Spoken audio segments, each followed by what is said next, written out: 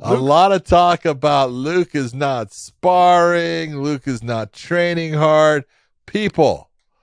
Luke Rockhold right now looks like a monster. Now, so does Paulo Costa, but Luke Rockhold looks as good as I have seen him. Josh, you've seen him in person, right? Dude, He is in shape. He looks fantastic. He took a picture with Jason Perillo, Mackenzie Dern, and Cheeto Vera, and I was like, he looked like he was freaking 230 pounds. And you told me that he was only like 10 pounds off weight. Yeah. I mean, he was right there already. So he looks fantastic. The whole thing with the sparring, Josh, is just ridiculous in that, look, there are people out there that spar a lot. Sean Strickland being one. That's his way of training.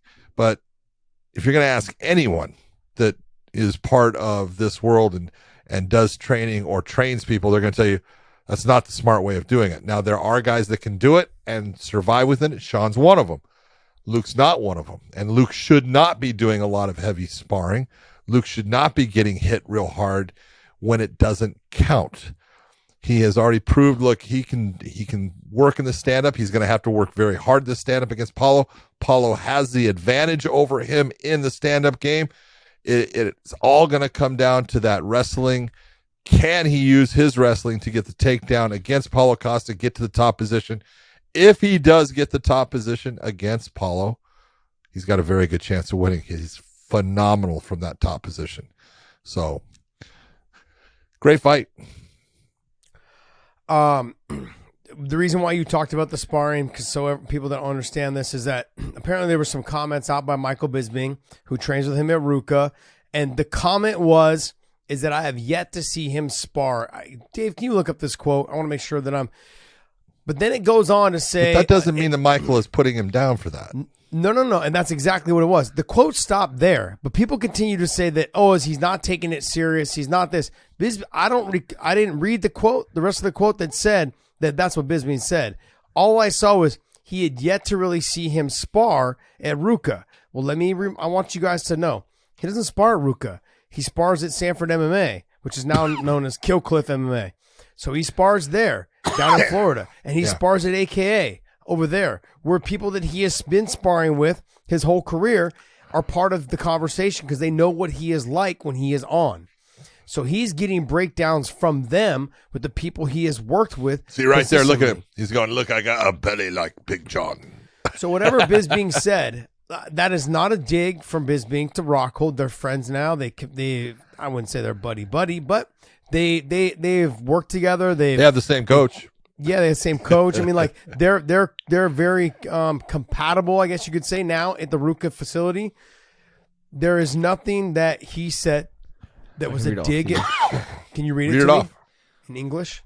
Yes. So Bisping says in an English accent, I wasn't going to say any of this stuff. No, I'm just kidding. I wasn't going to say any of this stuff. Me and Jason Perillo are obviously very, very close. He tells me some things, and I don't want to betray the circle of trust, so to speak. But what good is it me being on here and knowing all this stuff but not saying it? No, I'm not going to spill the beans. He's been training, but there's been good days and bad days. He hasn't been consistently pushing himself throughout it. One of the things that Jason says is obviously he's looking good here and good here and there, but he hasn't been sparring enough. Sparring is key. I think Rockhold needs to spar. I think he needs to blow off some of those cobwebs. And like I just said, his sparring is not there at Ruka. His work at Ruka is mainly with Perillo to work on the techniques. He does the light sparring with the pads, working on the drills, working on the techniques. That's where he cherishes Perillo's technique. You know, anyone that's gone and worked with Perillo understands he's a fucking mastermind when it comes to working with you on the mitts and really touching up your technique. Keep the right hand up. Okay, let's keep that elbow down a little bit more. Also very good at breaking down your opponents and where they make mistakes and have holes that you can take advantage of. And so it just was read in the headlines, that clickbait shit that most people like to put.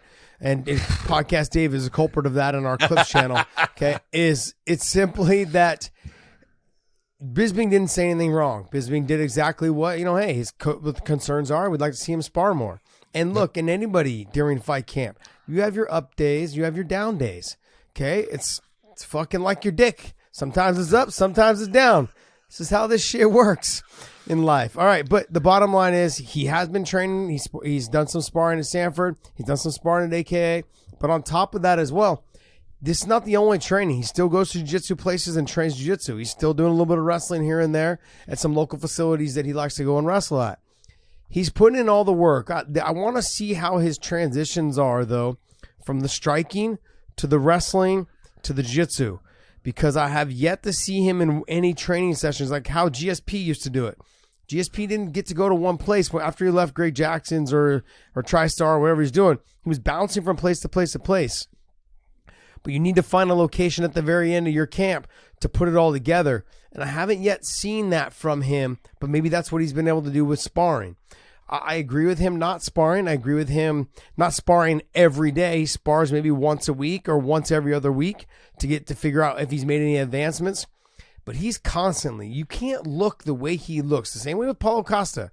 You can't look the way those guys look, that lean, that shredded, without putting in the work. They both look fantastic. Yep. They both look incredibly good. Now, and just because Luke's my boy, I've got to talk about Paulo Costa as well. He looks phenomenal. Okay? Physically looks great. And on top of not just looking great, there's a lot of things that come to mind. I think he understood that speed's going to be a factor against Luke. Luke has a difficult time with guys that are fast. Michael Bisping doesn't have the most power. But it's about getting to the chin as fast as you possibly can against Luke. If you can get there, it could be over quick.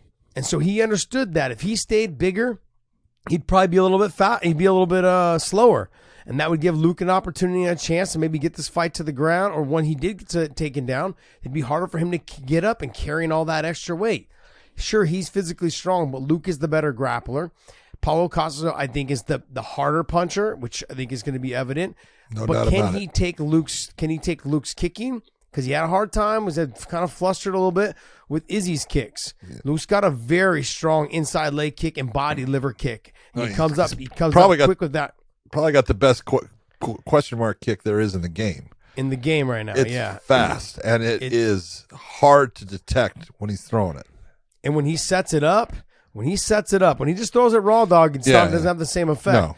And Paulo Costa is not a tall guy. So getting that not as kick tall up as to Luke, the head. but he's 6 Paulo foot. Costa is 6'2". Is he really that tall? Yeah, he's 6'2". Can you look that up, Dave? 6'1", 6'2". Has to be. I was thinking only 6 foot. I don't know why. Because Luke's 6'3", pushing maybe 6'4". He's 6 foot here. Let me check. Yeah, I think he's 6'2" there. On Wikipedia, he's also 6 foot, so he's not 6'1" or 6'2". Because Luke's 6'3" or almost 6'4". Luke's almost 6'4". Yeah. He's a tall guy. I would say Luke's 6'3". Yeah. And so that question mark kick may come into play, but he's got to set it up with the hands. It's really going to come down to, and I'm just going to be honest, and I've said this for the longest time, if Luke does not implement his wrestling and his grappling, he's going to have a long night. A really long night. It's going to be a very difficult night for him. The inside leg kicks, the body kicks, all those things will be effective for about a round and a half. But as he slows down and as he loads up, Paulo Costa's going to get the timing, and he's going to be able to land some shots on him. Okay, and now whether he can take him or not after this long layoff, we're going to find out. That's why we fight the fight. But I really believe if this fight goes to the ground, Luke is leaps and bounds above him on the ground. Go to mybookie.ag, use that promo code weighing in, and they'll give you additional spending cash with your first initial deposit.